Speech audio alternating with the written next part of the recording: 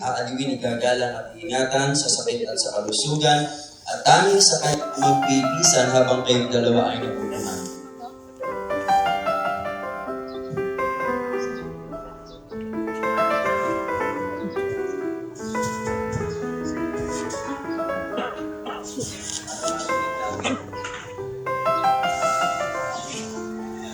Okay. So again, nais kita muling tanungin, Hubert, tinatanggap mo ba si Ivy upang iyong maging asawa, pamuhay na mag-asawa? Ayon sa tinatakda ng banal na matrimonyo, siya ba yung iibigin, aaliwin, igagalang at iingatan sa sakit at kalusugan, at tanging sa kanya lamang bibisan habang kayong dalawa ay nabubungan?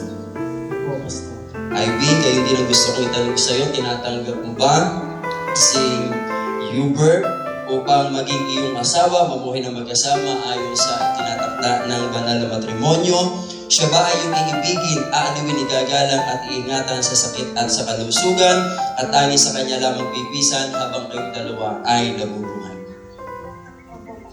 Okay, so tayo ay manalangin. Samahan niyo po ako sa isang maikling panalangin.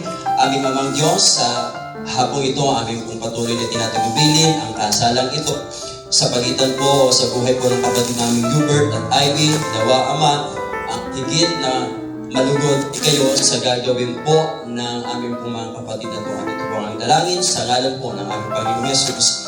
Amen and Amen. Okay, tayo po lahat ay makakaupo.